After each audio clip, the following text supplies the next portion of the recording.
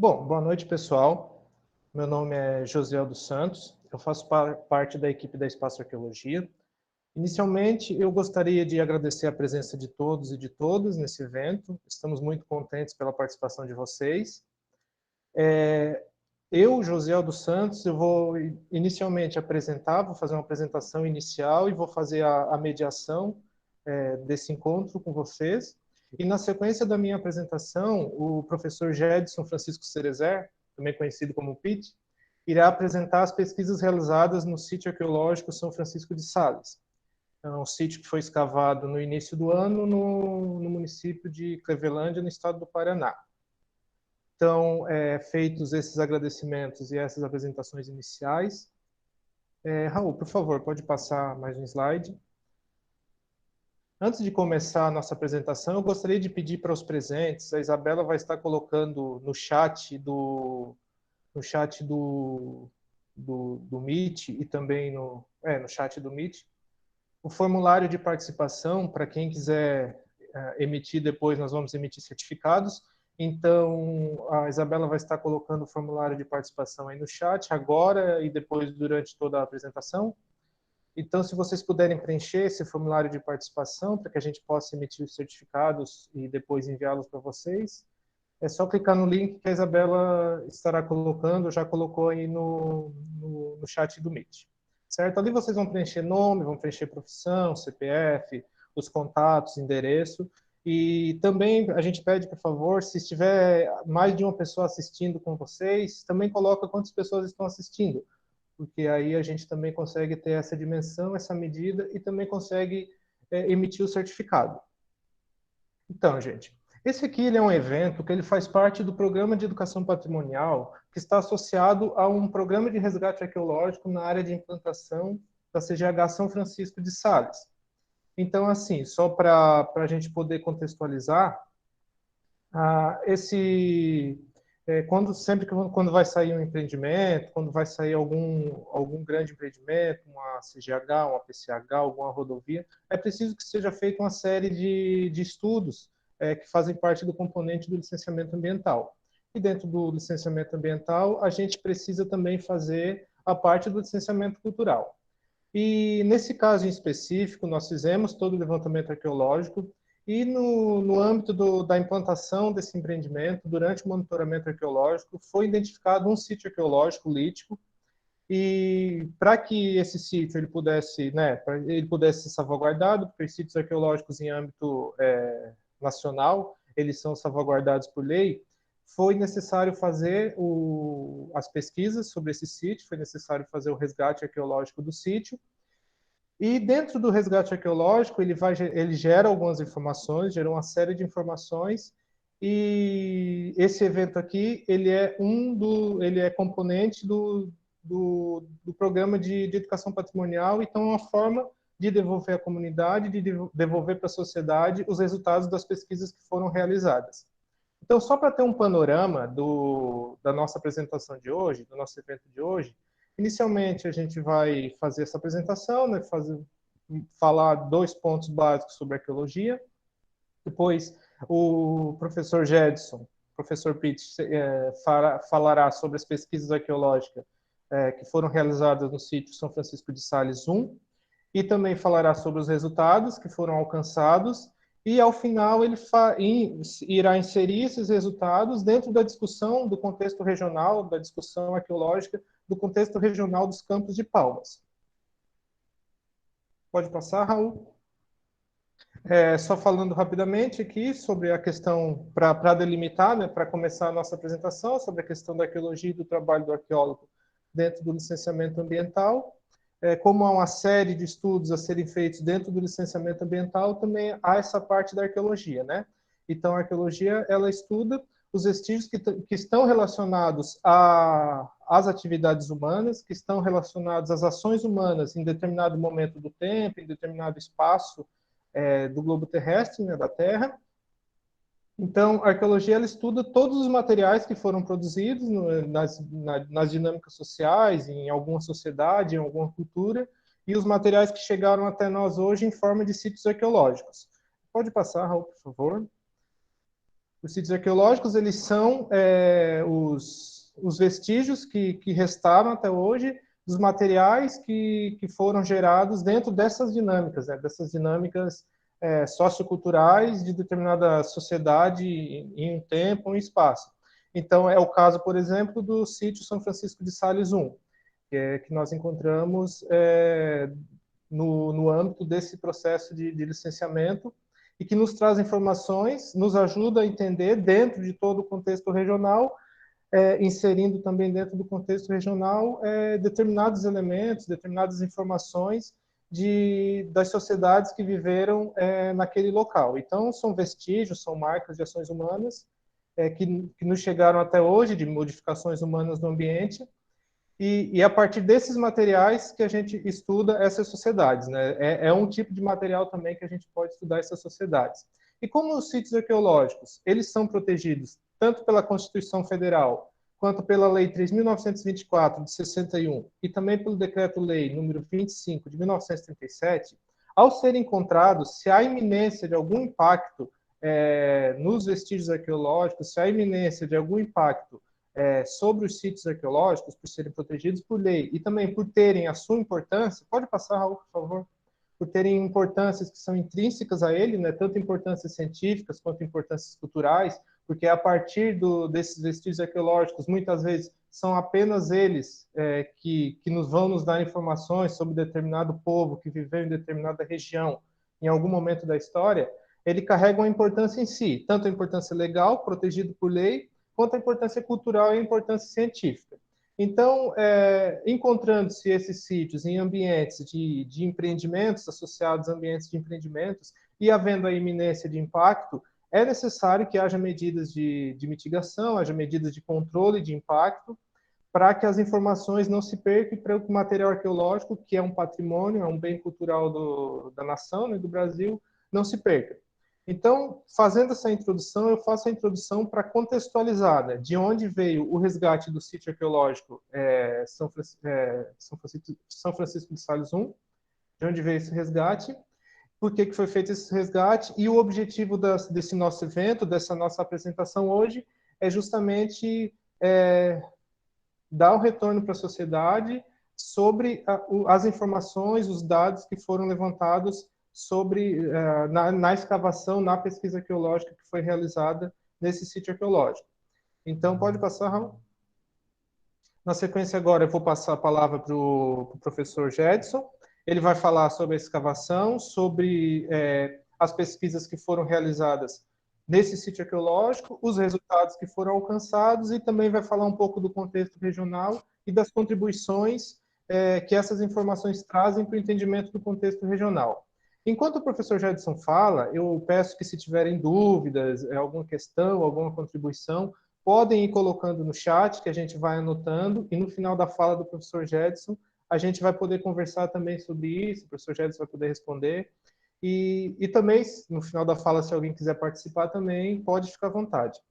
É contigo, Pete. Boa noite. Obrigado, Josiel. Obrigado a todos que estão participando, a todos e a todas. Aos colegas, amigos, vejo que tem muita gente conhecida. Então, hoje nós vamos trazer um pouquinho sobre uma pesquisa arqueológica que, ao nosso ver, ela é muito relevante em termos de comportamento humano. Muitas vezes nós magnificamos a arqueologia com base em sítios extraordinários, com muitos materiais, com peças únicas, né? E às vezes não damos valor aos sítios menores, que fazem parte desse comportamento humano. Então, o que nós temos aqui, nesse slide, nesse triângulo vermelho, é a localização do sítio São Francisco de Sales I, que está no município de Cleveland, mais ou menos a cerca de uns 30 quilômetros do centro da cidade. É importante nós percebermos que nesse mapa, em que há altimetria, né, as cores mais escuras são as mais altas e as mais claras são as mais baixas, que fazem parte de um domínio morfoclimático que nós chamamos o Planalto meridional sul brasileiro. É uma região, né, que compreende uma geologia característica, uma geomorfologia e também uma vegetação. Aí, para as pessoas que conhecem os Campos de Palmas, conhecem também aquela paisagem que compõe os Campos de Palmas, né? E em termos de domínio morfo-escultural, nós estamos falando sobre a bacia sedimentar do Paraná.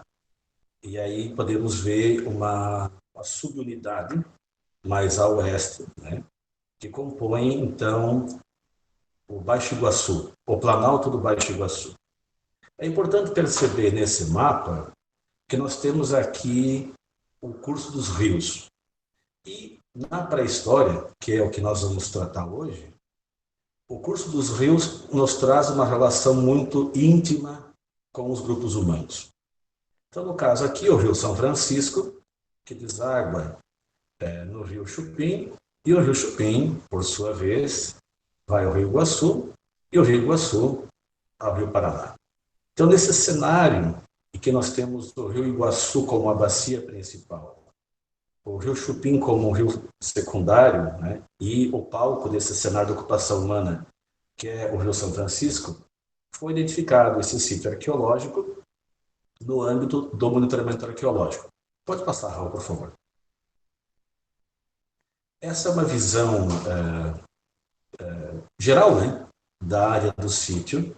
Podemos observar aqui esses topos ondulados que são típicos da região dos Campos de Palmas.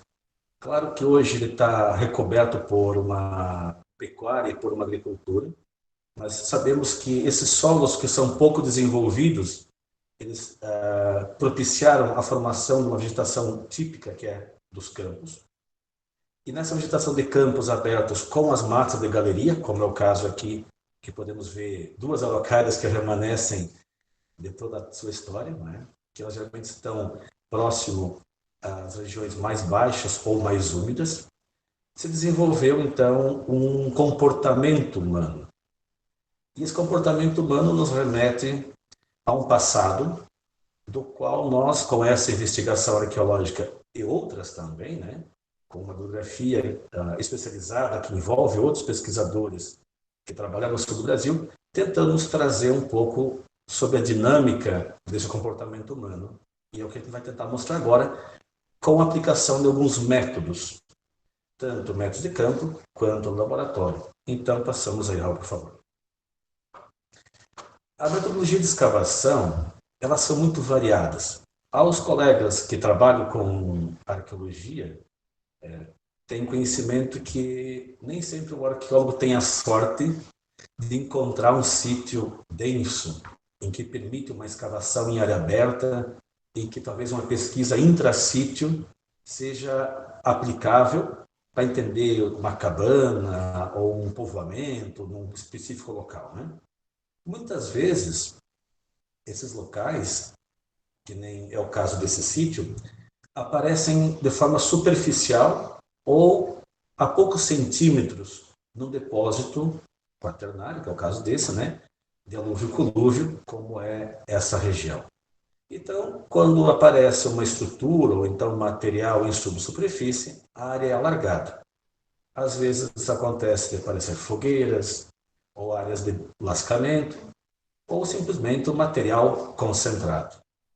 E aí, depois, existem outros métodos, né, que são aplicados na pesquisa de campo, como a topografia, recolha do material plotado em superfície, ou N métodos que são aplicados com o objetivo de, uma vez que o arqueólogo escava e destrói o sítio arqueológico, essa destruição, entre aspas, ela é uma destruição controlada, porque depois, no laboratório, todo esse material que é recolhido deve compor um quadro interpretativo que traz, na composição da interpretação, o comportamento humano.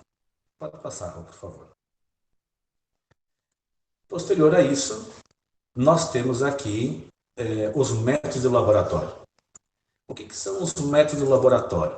É importante perceber que hoje, no Brasil, nós temos uma portaria que rege sobre os bens arqueológicos móveis. Não só sobre os bens arqueológicos móveis, né, como toda arqueologia, mas especificamente essa que instrui os profissionais da arqueologia sobre como deve proceder com o material arqueológico. Então, aqui, de forma muito resumida, nós temos a fase de higienização, que o material é removido as sujidades ou sedimentos aderidos, né? Começamos na esquerda superior, o Raul está apontando com o cursor.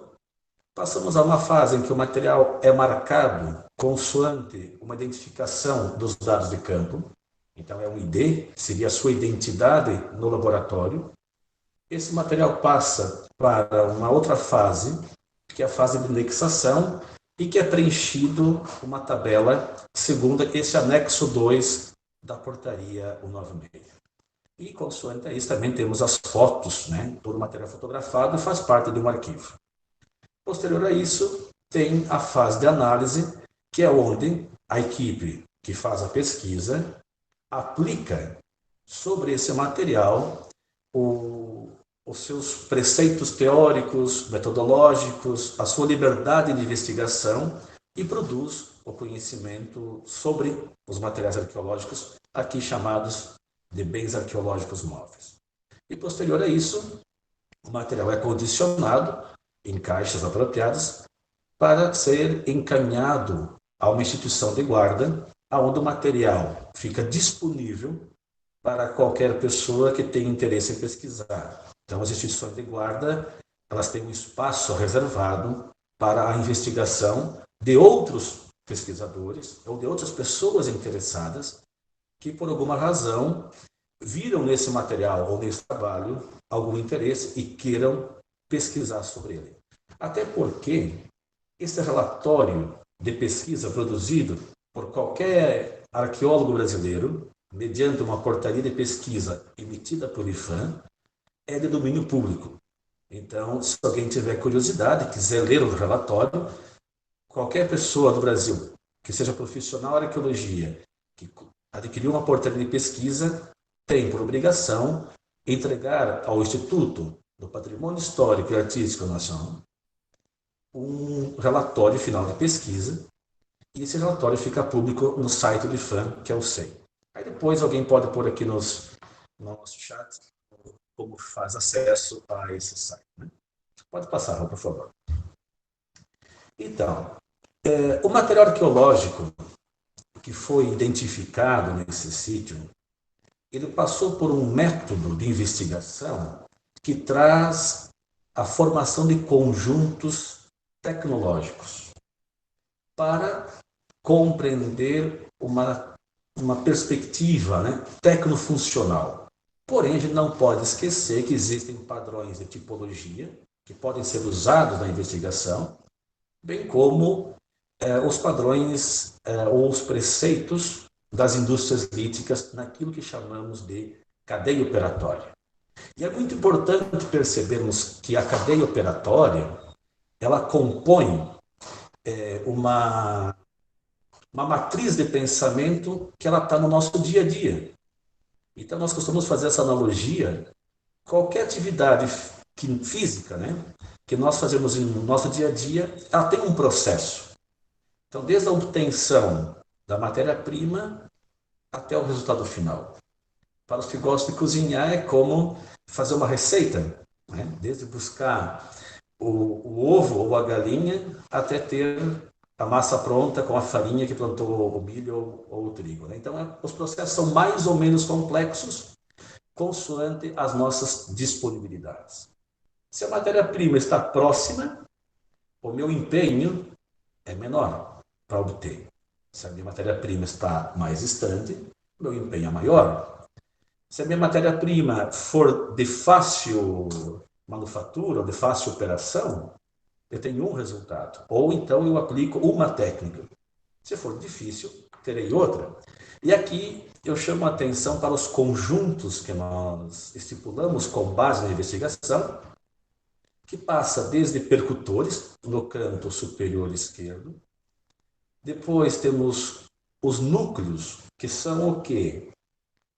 Blocos, possivelmente seixos, no caso aqui em basalto, que passaram por um processo de debitagem, onde a massa, o volume é retirado, cujo objetivo são as lascas, nesse caso, lascas curtas, pré-determinadas. Então, há no comportamento humano dessas pessoas que habitaram os Campos de Palmas, especificamente o sítio São Francisco de Sales, a intenção em preparar um núcleo para obter uma lasca. Infelizmente, essas lascas não foram identificadas no sítio. Infelizmente. Nós temos os núcleos. Por outro lado, também aqui no canto superior, direito agora, nós temos alguns artefatos que podem ser chamados de artefatos formais, no caso, mas que são os façonados, que dentro do princípio da tecnologia lítica, o objetivo não são as lascas, o objetivo são os artefatos. E esses artefatos são tanto sobre lascas grandes, como sobre seixos, onde há uma modificação da morfologia e há extremidades funcionais, tanto para o trabalho como para a apreensão, segurar. Cabos, não sabemos, nas mãos, enfim. Algumas especulações que temos sobre isso. E aqui tem uma coisa muito bonita, que são as calcedônias, né? E elas têm várias denominações dentro da geologia, mas são matérias-primas fibrosas, que tem uma estrutura silicosa com fibras, que o comportamento, quando da percussão sobre ela, tende a formar fraturas conchoidais, porém há desvios consoante as fibras dessa própria matéria-prima. E nessa região em que nós temos a formação Serra Geral, aqui nesse sítio, as rochas utilizadas, como deu para ver aqui, é o basalto, a calcedônia e o quartzo. Ambas são rochas ígneas, de formação vulcânica. E essa calcedônia, que faz parte desse conjunto da formação vulcânica da região, ela aparece nesses pequenos geodos e ela não tem um ângulo, uma estrutura morfológica com angulosidade que permita tirar lascas diretamente. Qual foi a estratégia que esses grupos humanos, ou essas pessoas que habitaram o sítio São Francisco de Sales, adotaram? Bigorna. Há uma percussão sobre bigorna. No centro inferior, há os núcleos em calcedônia. Tanto nesses núcleos quanto nessas lascas, nós identificamos que esses pequenos geodos são apoiados sobre uma superfície dura, uma pedra, que nós chamamos de bigorna, e sobre ela é dada uma pancada até romper esse núcleo e obter ângulos para iniciar a percussão. E a tendência, né, a metodologia de exploração dos núcleos calcedônias segue a metodologia de exploração dos núcleos em basalto, que é semidiscoide, semicircular, enfim. E depois temos os quartos. São pequenos porque eles aparecem assim, né? Aparecem assim na própria geologia. E aí as margens ativas às lascas e os núcleos para tirar pequenas lascas. Muito bem. Então, esse é o material arqueológico, né? Os conjuntos do material arqueológico que aparecem no sítio São Francisco de Sales. O que é importante perceber? De que forma que esse material arqueológico vai dialogar com o comportamento humano na região dos vários períodos de ocupação humana, dentro de uma leitura diacrônica ou dentro de uma leitura sincrônica. Raul, por favor. E aí nós temos um panorama daquilo que seria as pesquisas arqueológicas na região.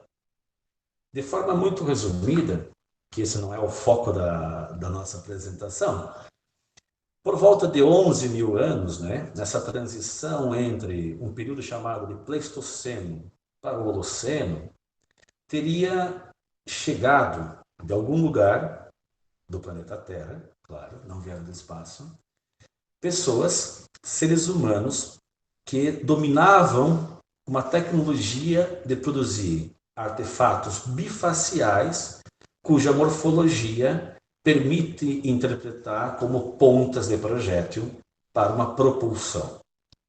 Há uma discussão teórica e metodológica muito grande sobre em que tipo de ambiente essas pontas aparecem e qual seria a dimensão cultural, embora seja um pouco complicado falar sobre isso, né? Mas qual é a dimensão desse comportamento dentro dos grupos humanos? Foi um grupo só que produziu as pontas de flecha? Aí entramos na questão da tradição umbu e assim por diante, né?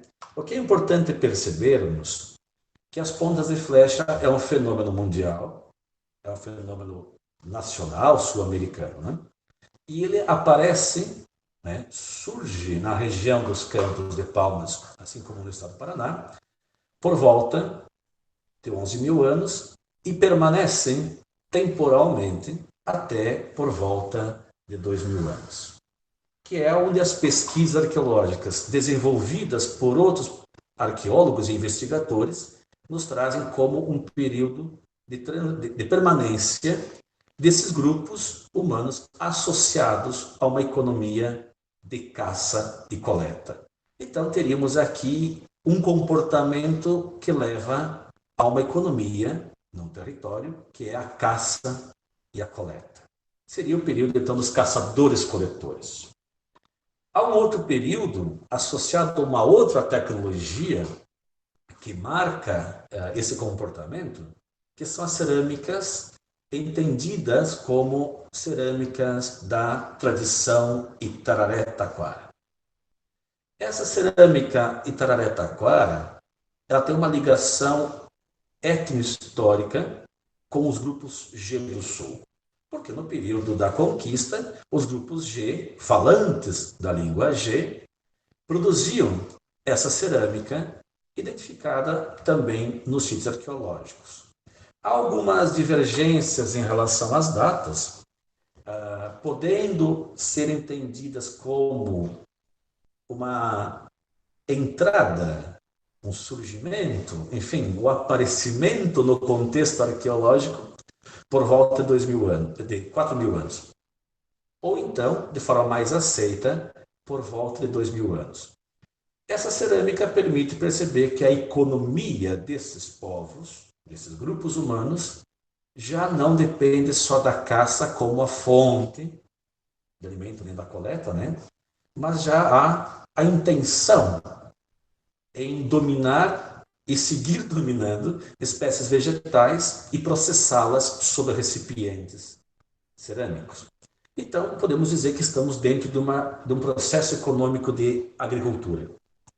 Então, pegamos nos últimos 2.000 anos, os grupos G do Sul ocupam a região dos Campos de Palmas com a cerâmica, que hoje é entendida como Itararé-Taquara, cuja tecnologia e a morfologia é completamente diferente de outros grupos ceramistas que são chamados Tupi-Guarani, pela tradição arqueológica, atenção, né? Tupi-Guarani não são pessoas, tá? É uma tradição arqueológica, assim como Itararé-Taquara. Itararé-Taquara está associado com grupos falantes do tronco G e a tradição Tupi-Guarani, que também é conhecida como tradição polícroma amazônica, é associada aos grupos falantes do tronco Tupi. No caso do sul do Brasil, seriam os Guarani. E aí, para a região do sudoeste do Paraná, há indicação de que, na foz do rio Iguaçu, teriam chegado esses grupos por volta de 2.000 anos. Com algumas pesquisas feitas pela nossa equipe nos últimos anos, em virtude da UH Baixo Iguaçu, e revendo a bibliografia, há algumas dúvidas sobre essa chegada dos Tupi-Guarani, né, dos Guaranis, então, essa entrada Guarani por volta de 2.000 anos na Foz do Iguaçu. Mas isso a gente reserva para um outro momento. Esse é o panorama, de forma muito genérica. Temos três momentos com economias. Porém, há que considerar que nem os G e nem os Guarani são pastores. Portanto, a fonte de proteína depende da caça. E aí que depois vamos fazer alguma correlação com outros sítios escravados na região do Iratim, para tentar entender outros dados que talvez essa economia possa trazer uma resposta mais curiosa sobre esse comportamento humano. Muito bem, Raul, podemos passar. E aí, há que considerar que, para além das pontas de flecha e da cerâmica, que podem ser entendidos como na arqueologia clássica os fósseis guias, os fósseis diretores, né? Eu acho muito divertido essa parte, já tem o seu valor, né?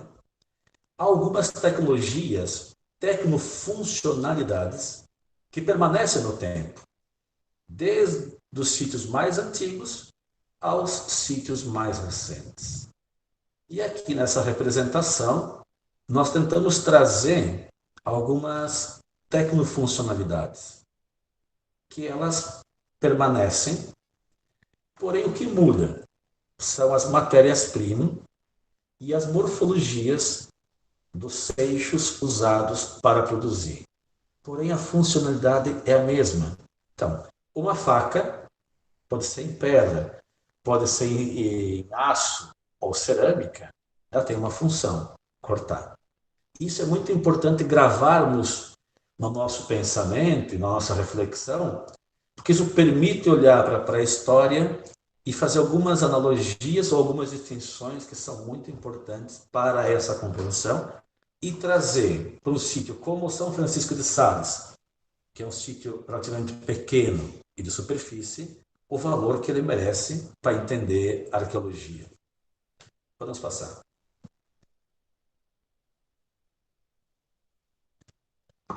Aqui eu trago uma peça do sítio São Francisco de Sales e duas peças, poderia trazer 10, 20 de todos os sítios comparados, porque é uma tendência nessa região do sudoeste do Paraná a repetir, em outras partes do Brasil também, né? Mas vamos falar sobre a nossa região, sobre o nosso domínio geomorfológico e ambiental, né? Que estamos aí falando sobre o Planalto do Baixo Iguaçu.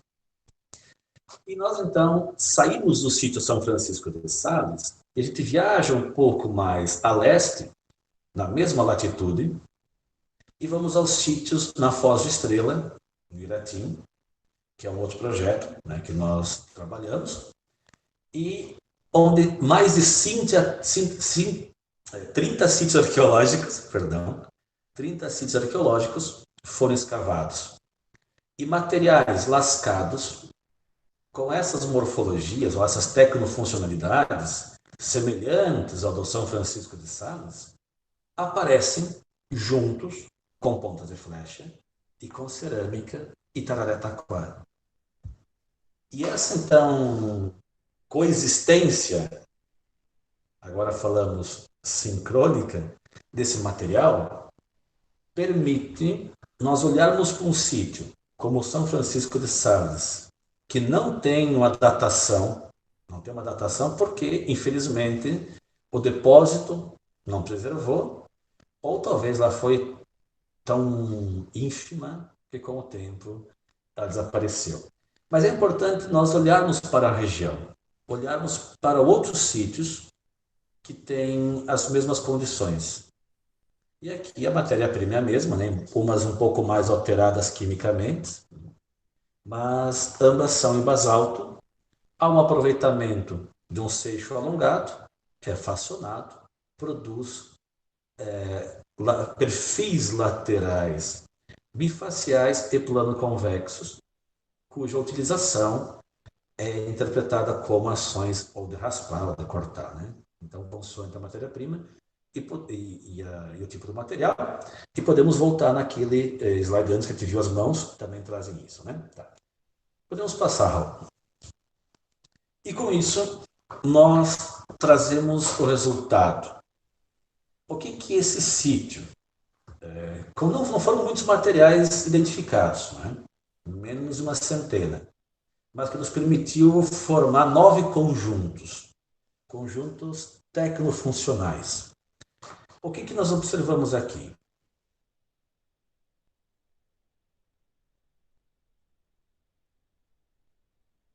Alô? Fiquei sem som, né? Essa tecnologia lítica, ela tem uma escolha, que é a matéria-prima. E ao observar esse material arqueológico do sítio São Francisco de Sales, nós percebemos que a matéria-prima é local. Até porque o rio não tem tanta força para transportar muito longe as matérias-primas, que nesse caso são ígneas, né? É o basalto, a calcedônia. Interessante que o quartzo não é captado, né? No ambiente fluvial. Ele mantém as angulosidades, então ele é captado nas encostas onde aparece, né? Nas vertentes, onde aflora nesses geodos. Então temos aí o basalto, a calcedônia e o quartzo. Ambas rochas ígneas de origem de formação vulcânica. A técnica, nesse caso, é a percussão direta. E direta sob bigorna, como eu falava antes, né? Não temos outro tipo, nesse caso, por pressão ou percussão branda, ou enfim, indireta. Não percebemos aqui, né? E depois temos essa metodologia, que é os núcleos, são discoides, para obter lascas pré-determinadas, a debutagem dos núcleos, a bigorna para abrir e depois também explorar as calcedônias, a façonagem. E a funcionalidade desse material, claro, que não tem grande preservação ao ponto de chegarmos a estudos mais de traços, né? Mas pela morfotipologia, né? A gente pode fazer uma morfofuncionalidade que nos permite entender ações ligadas a ações de cortar, raspar. Aí pode ter outras, cavar, enfim. É um campo que está sendo em construção.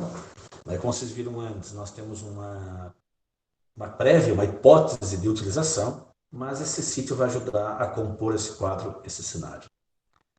E aí percebemos que a economia de caça e coleta. Por que caça e coleta? Porque não identificamos no sítio cerâmica. Automaticamente, a cerâmica é o indicativo de que há uma agricultura. Porém, quando nós olhamos para outros sítios da região, que existe cerâmica arqueológica, no caso G, né, Tararataquara, e também há materiais arqueológicos líticos como esses, nós colocamos assim, mas qual é o período temporal de ocupação desse grupo? De fato, eles são caçadores? O que nós percebemos aqui é que há uma alta mobilidade, porque no entorno do empreendimento, nas pesquisas realizadas no âmbito da CGH Francisco Salles, não apareceu outro sítio. Ocorrências esparsas, talvez, né? Não estou recordando agora. E esse grupo de alta mobilidade, nós interpretamos eles, né, como um grupo que se comporta ocupando os campos de palmas, os vales dos rios, principalmente próximo a corredeiras, porque é fácil de captar a matéria-prima, e são de alta mobilidade. Essa alta mobilidade tendencialmente leva a pensar que são grupos pequenos. Então agora estamos no campo das hipóteses, né? Essas hipóteses precisam de outros dados para comprovação, discutir com outras bibliografias, como já fizemos também com outros sítios, né? Então, baseados nas discussões que nós temos sobre os sítios do Rio Iratim, da Foz do Estrela, nós pensamos que há uma cronologia, um período cronológico que aloca esse sítio entre 4 a 2 mil anos, talvez mais, menos, dentro daquilo que nós vimos por Rio Iratim como um grupo que pratica a caça, a coleta, com movimento no vale, mas também com áreas específicas que são assentamentos de moradia, que são as casas, aí tem as casas subterrâneas, né? que eu nem falei aqui, mas faz parte da arqueologia regional, mas também que tem sítios onde há um acampamento, seja para pesca, seja para caça, ou captar outras matérias. E fiquei sem som de novo. Então, nessa leitura, por que o sítio São Francisco de Sales é importante para a pesquisa arqueológica? Porque é um sítio pequeno, de superfície, sem datação, mas permite olhar para um território que até então não tinha sítios arqueológicos cadastrados e perceber que um grupo humano, ou talvez mais de um, não sabemos, né, mas que um comportamento humano idêntico a outros locais escolheu também aquela região para um assentamento que nós interpretamos como de curta duração. Então, a perspectiva de olhar para a arqueologia para os Campos de Palmas hoje nos leva a três pilares principais que nós extrapolamos para os outros sítios e para as pesquisas arqueológicas conduzidas pelo Espaço Arqueologia, na arqueologia pré-histórica ou pré-colonial, que é compreender a tecnologia, a economia e o território. A arqueologia preventiva nos permite, né, essa pesquisa em amplos espaços, porque nós vamos aonde os empreendimentos acontecem. Dificilmente eu montaria um projeto de pesquisa no CNPq ou outro lugar qualquer, né, outra instituição de fomento, para ir pesquisar um sítio ali no São Francisco de Sales. Não é uma coisa conhecida na arqueologia, não é um espaço conhecido. Então, a importância, a relevância desse sítio é dialogar com os outros sítios, dialogar com as pesquisas arqueológicas do Baixo Iguaçu, que é o Planalto do Baixo Iguaçu, com as pesquisas já realizadas por outros investigadores, a começar pelo professor Igor Chimes até os atuais investigadores, os jovens investigadores que estão nessa região, e perceber que esse comportamento humano, que tem como fonte de captação de proteínas a caça, pode ou não praticar agricultura, nós chamaríamos de horticultura, o manejo de espécies vegetais, com certeza domina esse território.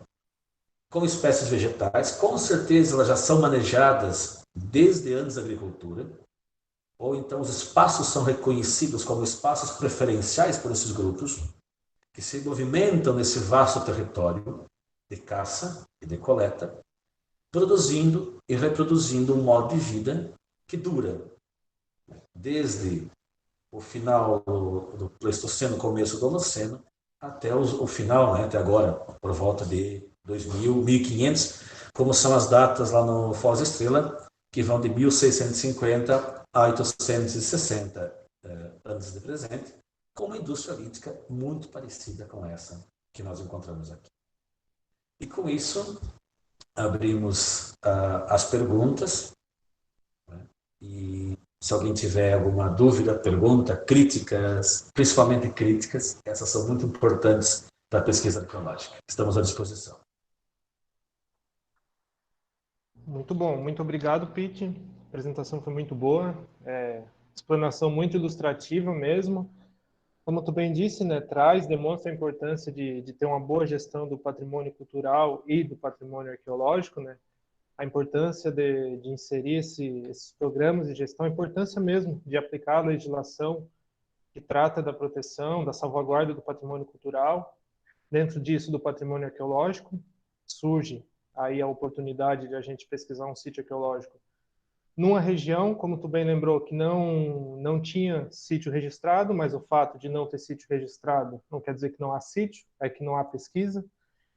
Então, nos possibilitou, né, essa pesquisa e nos traz informações importantes. E como tu também falou, tem essa questão também de não fazer só a pesquisa, fazer o resgate, gerar o relatório e para o IFAM e deixar. Né? É importante. Há essa riqueza científica, essa riqueza patrimonial nessas pesquisas, então é importante que ela seja divulgada e que ela seja correlacionada com as outras pesquisas que estão sendo realizadas, né? Como você bem fez a relação ali com os outros sítios do Baixo Iguaçu. Aos presentes, pessoal, eu gostaria só de relembrar quem chegou antes ou quem acabou chegando depois, A Isabela está botando um link no chat para responder o formulário para quem quiser depois gerar o certificado, receber o certificado da apresentação. São 2 formulários. A Isabela vai colocar primeiro o formulário de participação e depois um formulário com avaliação, com feedback, para que a gente possa receber o feedback também de vocês sobre a apresentação, sobre como agregou a experiência de vocês, o que vocês acharam. Seria importante que vocês, se vocês pudessem preencher. Também gostaria de ressaltar algumas participações que nós tivemos aqui pelo chat, para deixar registrado também. Nós tivemos o pessoal dando boa noite, o Carlos Frederico Branco dando boa noite, o professor André Luiz Ramos Soares parabenizando pela iniciativa, pela palestra, o Marcos também dando boa noite aqui para todos, o Marcos César Pereira Santos, também um colega de algum tempo também. O Carlos Frederico Branco, ele também deu parabéns pela palestra, pela iniciativa, ressaltou que é de Clevelândia, né, morador de Clevelândia. Muito, muito interessante, Carlos, você está presente também, é uma troca de conhecimento que a gente pode entabular aí, é bem interessante. O Carlos falou, inclusive, que é mestrando em desenvolvimento regional pela UTFPR, em Pato Branco, e faz pesquisa sobre os candidatos na região. Bem bacana, Carlos. Se quiser contribuir com mais alguma colocação, pode ficar à vontade. Se alguém quiser fazer alguma pergunta também, pode fazer pelo chat, ou pode aparecer, fazer alguma colocação pelo próprio vídeo também. O professor André Luiz Ramos Soares faz uma pergunta, Pete. Ele pergunta: o lascamento bipolar só está definido pelas bigornas ou a análise dos artefatos aponta para seu uso? Ainda, esta técnica está associada às sociedades caçadoras ou também horticultoras? Pete. Vamos lá. Professor André, então, nessas análises a gente identifica a técnica, né, pelos estigmas. Nem sempre é algo muito fácil, né? Ela pode aparecer tanto nos núcleos quanto nas lascas, né? Então, uma lasca com ponto de percussão, normal, né? Percussão direta, apoiada sobre a mão, sobre a perna, seja o que for, deixa um ponto de percussão com um bulbo. Quando ela está apoiada sobre uma superfície dura, no caso a bigorna, que pode ser uma madeira, pode ser uma pedra, geralmente, pelos estigmas, é uma pedra. Então fica um segundo polo. Isso a gente observa quando a lasca não foi modificada, né? Quando essa parte do lascamento não foi retirada. Né? Se ela for façonada, certamente essa parte sai. Né? E essa é uma técnica universal,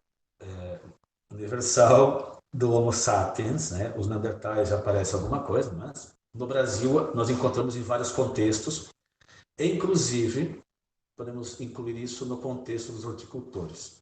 Há alguns casos que nós já analisamos aqui no laboratório de haver a percussão por bigorna também nos grupos horticultores, sejam agora os G ou os Guarani, tanto em Calcedônia como em seixos de arenito silicificado.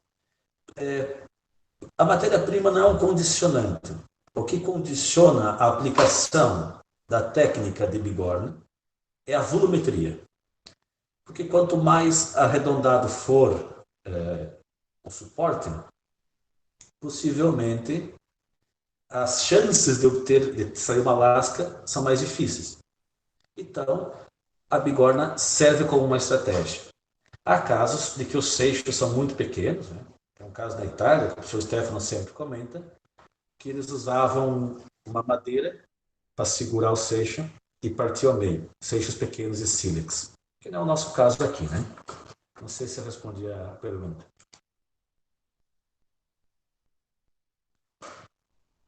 Mais alguma?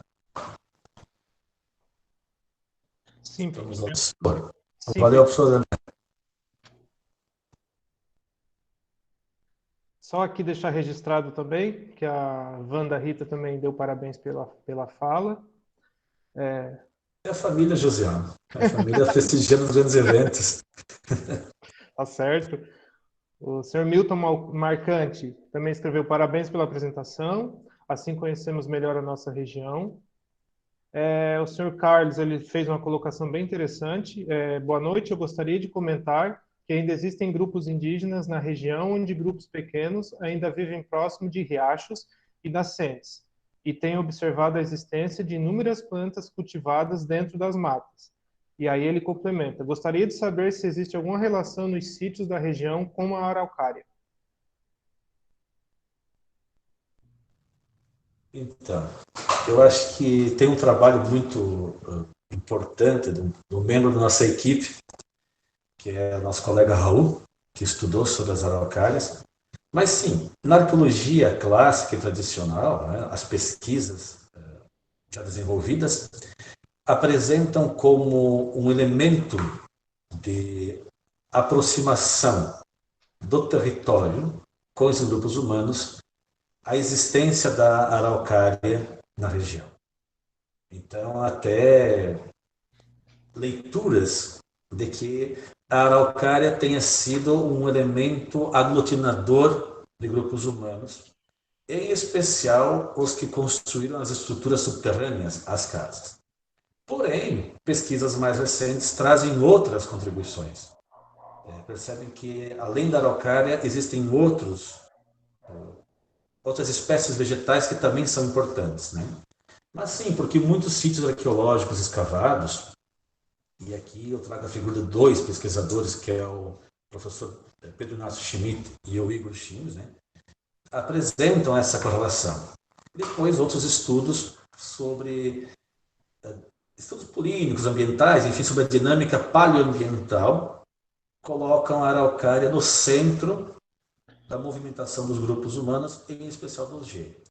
Cabe perceber que esses grupos humanos, talvez, que estão no território, né, passaram por mudanças ambientais diferentes ao longo do tempo, né, desde que estão na América do Sul, na região do Paraná.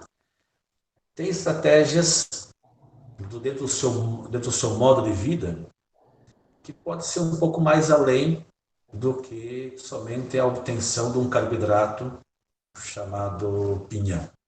Talvez a caça à proteína, não que desmerecer o pinhão, porque sim é uma fonte abundante, né? Mas tem a coisa que não tem, e depois a estratégia de armazenamento e tal. Né? Então, de certa forma, assim, eu acho que é importante fazer essa relação, porque em outros biomas do Brasil, os grupos humanos pré-históricos, pré-coloniais, ou então atuais ainda hoje, têm uma relação muito íntima com algumas espécies vegetais que oferecem como fonte de nutrição às suas sementes. Né? Então, é importante perceber que sim, tem uma relação. Há vários estudos, uns mais incisivos, colocando o pinhão, a araucária como centro, e outros já rediscutindo. Mas talvez é importante a gente ler as pesquisas atuais, e eu acho que depois o nosso colega Raul, que é doutor na área, pode contribuir ou disponibilizar também as biografias, os artigos. Nós também temos isso no nosso relatório, tem a bibliografia que foi usada, né? Mas sim, eu acredito que toda espécie vegetal que oferece uma fonte de nutrição, ela é de interesse. Ainda mais o pinhão, né? Que podia ser estocado por alguns meses. Registrar também aqui a colocação do Diogo Mussoi, Miriam Carboneiro, Ivan Rodrigues, também parabenizando a apresentação, parabenizando a equipe. E uma pergunta do Marco César. Não sei se tu conhece, Pete. Marco César Pereira Santos. Ele, ele parabeniza a equipe pela iniciativa da divulgação e faz a pergunta: nas pesquisas de vocês no Planalto Meridional, os sítios somente líticos e litocerâmicos apresentam tendências de exploração das mesmas matérias-primas e as técnicas de lascamento e objetivos apresentam alguma similaridade? Muito bom. Saúdo Marcos, grande amigo, colega. De fato, sim. Nós percebemos uma relação íntima na exploração dos seixos alongados na região do Irati e aqui no Francisco Salles. A façonagem de laje, de lascas, que vem desses basaltos, né? Que não são basaltos que andaram muito, não foram de grande transporte, e da calcedônia. E ele percebe que sim, que há alguns elementos, podemos chamar de morfotipos, né? Mas eu prefiro dizer morfofuncionais, né? Ou tecnofuncionais, que eles se repetem nos grupos em que a cerâmica G, atenção, cerâmica G, e os que não há cerâmica. Essa mesma correlação nós não temos para os grupos com cerâmica Guarani. Então, parece que o universo Guarani é diferente do universo em que há cerâmica G. Até estamos cogitando, porém não temos dados paleoambientais ou então de restos, né, de alimento e tal, né? Não temos esses dados, mas estamos arriscando supor que há uma transição de economia, em que, em dado momento, nessa região, há uma transição da caça e da coleta para a horticultura ou manejo e domínio de espécies vegetais. Pensamos que por volta do ano 2000, antes do presente, né? 2000 antes do presente, esses grupos de caçadores que ocupam a região tanto do Vale do Rio Iratim, esses grupos G que chegam nessa região do Planalto, eles tendem a migrar para uma economia de horticultura. Ou então, propriamente grupos de caçadores tardios passam por influência a absorver. Não temos muito claro ainda isso, né? Mas a gente percebe que é um fenômeno entre os sítios com cerâmica G e os outros sítios, que seria, no caso, o São Francisco de Sales, mas não com datas muito recuadas, né? As datas mais recuadas que nós temos é para o Baixo Iguaçu. Sim, a tecnologia é a mesma, entre aspas, que a de bitagem, né, e inflacionagem, sobre percussão direta dura, pouso de bigorna, porém, no Baixo Iguaçu a matéria-prima é outra, né? São seixos menores em arenito silicificado, a grande massa, né? Mas a gente vai concluir o trabalho nos próximos anos sobre o Baixo Iguaçu e talvez nos próximos meses sobre o Foz Estrela e vamos conseguir casar melhor. Mas sim, é um fenômeno que está associado entre os G e esses sítios que têm só material lítico e os que têm lítico e cerâmica. Inclusive cerâmica com ponta de flecha.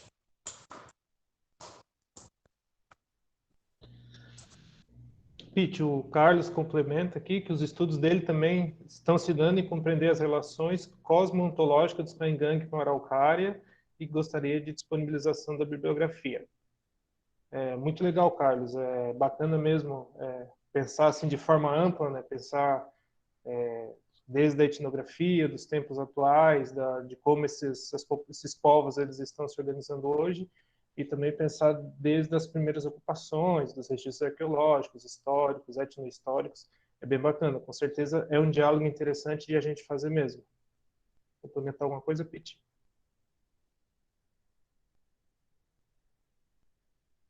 Tá desligado.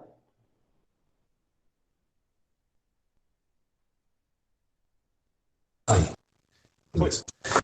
Todo estudo, né, que associa o comportamento humano e aos espaços vegetais, né, os biomas, ele é importante, até porque a gente sabe que os grupos remanescentes, né, esses grupos etnograficamente conhecidos, indígenas, não é? Eles têm uma relação com o meio ambiente de uma perspectiva diferente da nossa ocidental. E eu acho bacana e temos muita curiosidade em conhecer o seu trabalho também, Carlos. Temos muita curiosidade em ampliar esse horizonte também.